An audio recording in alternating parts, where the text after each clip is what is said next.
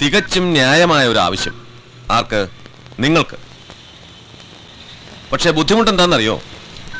ആ കൺട്രിയിലെ ജുഡീഷ്യറി അതെ നമ്മൾ വിചാരിക്കുന്ന പോലല്ല. ആ ലാൻഡ് കിട്ടുന്നില്ലെന്ന് ട്രൈ ചെയ്യ്. പോട്ടെ. ഇനി നമ്മുടെ നാട്ടിലാണെങ്കിലോ എന്നെപ്പോലൊരു MLA-ക്ക് ഒരു കൊലയാളിയെ ശിക്ഷയിൽ നിന്ന് രക്ഷപ്പെടുത്താൻ വേണ്ടി ഇടപെടാൻ പാടുണ്ടോ? അതാണല്ലോ ഇപ്പൊ ചതിയായി പോയത്. എന്താ?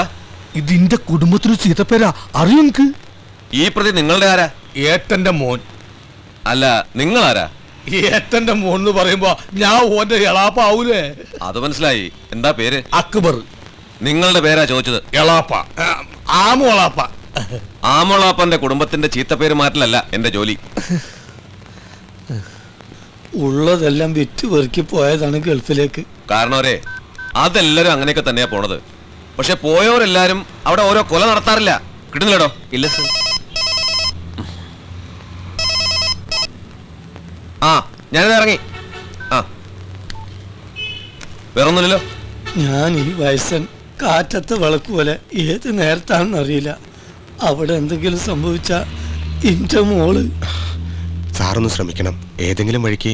എടോ, മാനത്തൊരു മാവ് നടാം.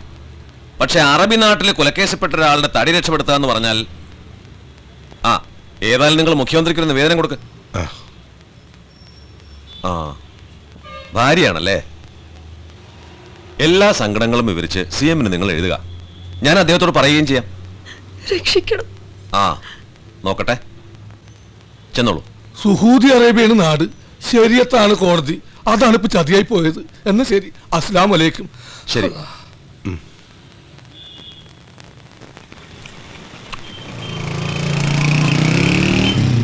നജീബ, രണ്ട് ബന്നും കൂടി ഇങ്ങോട്ട് വാങ്ങിക്കോ.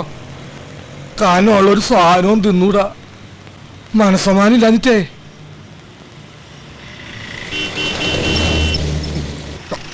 ചായ അത്ര നന്നായില്ലടോ. ബന്നുണ്ടാവില്ലല്ലേ? ബ്രെഡ് മതി. ഇതാകുമ്പോ തൊള്ളേന്ന് വേഗം ഇറങ്ങിക്കോളൂ. ചായ എനിക്ക് കുടിച്ചും കഴിഞ്ഞ്. മോളിത് കുടിക്കാൻ. എനിക്ക് വേണ്ട നജീബക്ക. മാമെങ്കിലും കുടിക്കേ.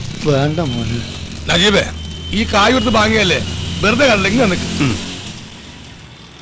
റസിയ മോളെ, അന്റെ കാരോർത്തിട്ട് എനിക്കിപ്പോ ബേജാറ് കൂടുതല്.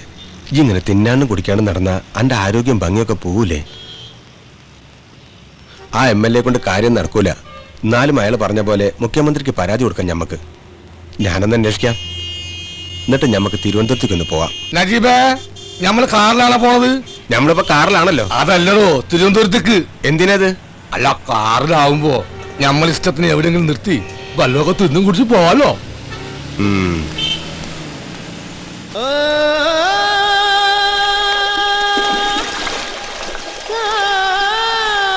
സൗദി അറേബ്യയിൽ എങ്ങനെ ഇപ്പൊ ഭയങ്കര ചൂടാ?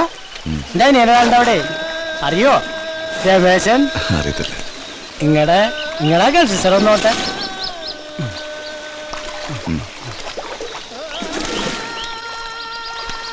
എന്റെ അനിയനിതല്ല, വേറെ സിസ്റ്ററാ വലിക്ക. രമേശനെ. എന്താവോ ജോലി? രമേശനോ? അല്ല, നമുക്ക്. ഏയ്, ഞാൻ പണിക്കൊന്നും പോകൂല.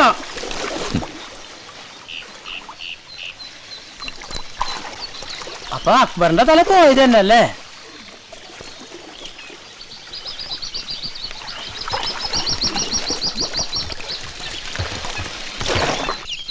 ഇവിടെ നോക്കട്ടേക്ക്.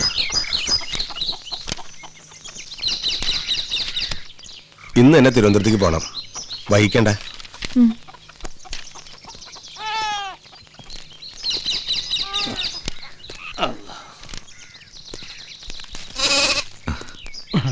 ശരി. ഞാൻ ജോൺ കുരുവിള, ദമാമിന്ന, അക്ബറിന്റെ സുഹൃത്ത്. അക്ബർ പറഞ്ഞു കേട്ടിട്ടുണ്ട്.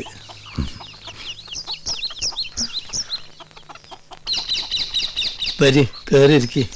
ഫോണിൽ സംസാരിക്കാറുള്ളത് എന്നോടാ. നജീബ് അല്ലേ? ആ.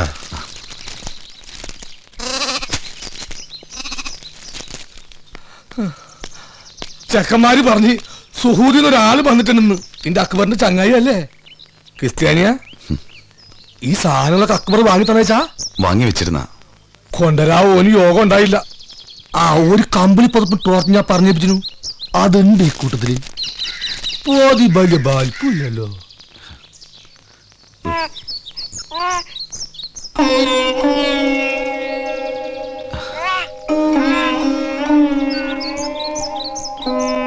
മോള് വാ.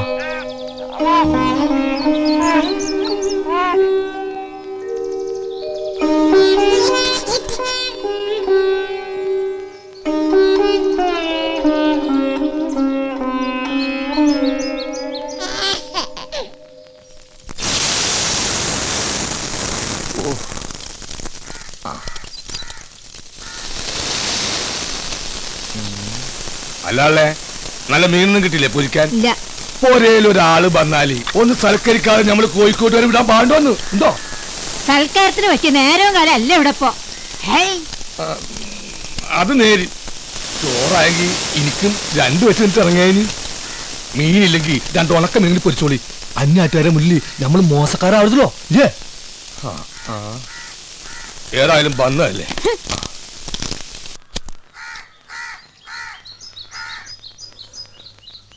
അക്ബർ എപ്പോഴും പറയും വീട് പണി തീർക്കണം, ആ വീടിന് മൈലാഞ്ചി എന്ന് പേരിടുന്നു. റസിയായി പറയുന്ന പേരാ മൈലാഞ്ചി. വിധിക്കുന്നവർക്ക് വിധിക്കാം, പക്ഷേ നമുക്ക് അവനെ കൊലയ്ക്ക് കൊടുക്കാൻ ഒക്കത്തില്ലല്ലോ. എവിടെ വെട്ടാൻ പിരിച്ച തല ഓരി വെട്ടും. സുഹൂദി അറേബ്യയാണ് നാട്, ശരീരത്താണ് കോടതി. നിർത്തണ്ടോ നാവിടുത്തെ ഒരു തലവെട്ട വർത്താനം. എന്റെ കുട്ടിന്റെ വാപ്പന്റെ തല ഇങ്ങനെ 40 വട്ടം വെട്ടി കളിക്കണത്. എളാപ്പൊരു ബേജാറുണ്ട്, അവനെ പറഞ്ഞു എഴുതാ മോളെ.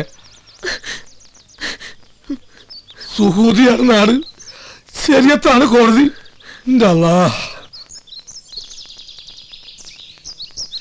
ഒരു മനുഷ്യനെ കൊല്ലാനുള്ള കയ്യൊറപ്പ് നമ്മൾ അക്ബറിനുണ്ടായിരുന്നോ?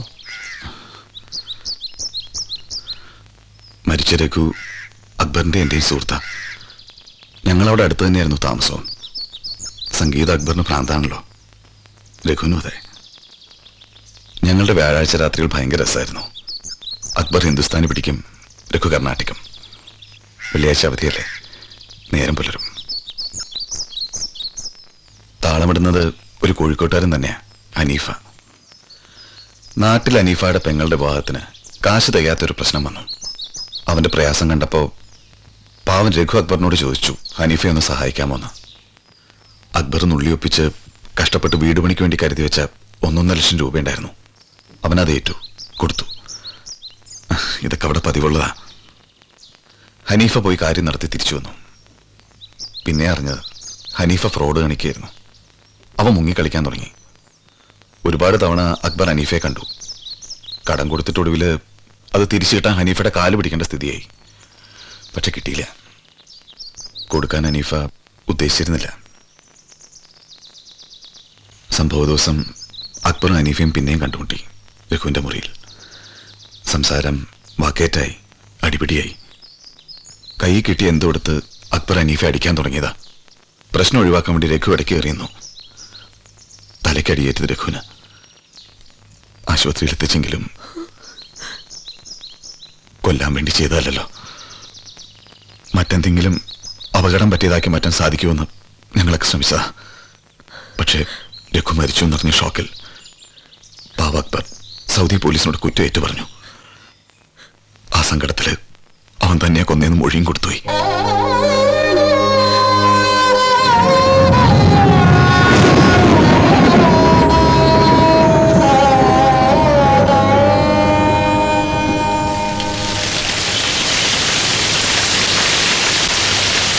നമ്മളൊന്ന് മുഖ്യമന്ത്രിയെ കാണാൻ പോണ്ട്. അത് നടക്കട്ടെ. അറിയാലോ, നമ്മുടെ നാട്ടിലെ പോലല്ല മുസ്ലിം രാജ്യങ്ങളിലെ ശരീരത്തിൽ നിയമങ്ങൾ. വിധിച്ചത് കൊല്ലപ്പെട്ട ആളുടെ അമ്മയോ ഭാര്യയോ പ്രതിക്ക് മാപ്പ് നൽകാൻ തയ്യാറായ അതിനവിടെ വലിയ വിലയാ. നമ്മുടെ അക്ബറിന്റെ കാര്യത്തിലും അങ്ങനൊരു വഴി മുമ്പിലുണ്ട്. വലിയൊരു വഴി. അക്ബറിന് മാപ്പ് നൽകാൻ തയ്യാറാണെന്ന് മരിച്ച രഘുവിന്റെ ഭാര്യ ഗംഗ ശരിയത്ത് കോടതിക്ക് ഒപ്പിട്ടയച്ച അതവർക്ക് ബോധ്യപ്പെട്ടാൽ വധശിക്ഷ റദ്ദാക്കും.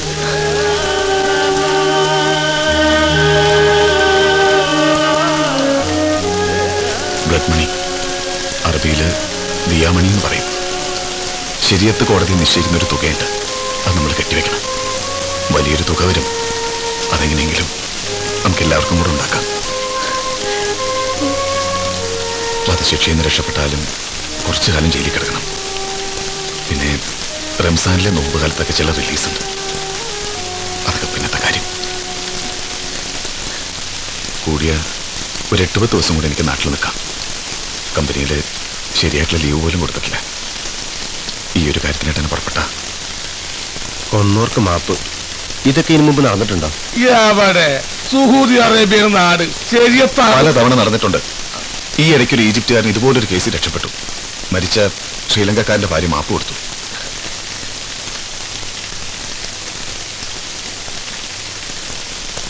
റസിയെ പോകണം പാലക്കാട്. ഗംഗയെ കാണണം. അക്ബറിന്റെ ഹൈസിപ്പോ ഗംഗയുടെ തീരുമാനത്തിലാണ്. നമ്മുടെ എല്ലാവരുടെയും പ്രാർത്ഥനകളില്ലേ നടക്കും.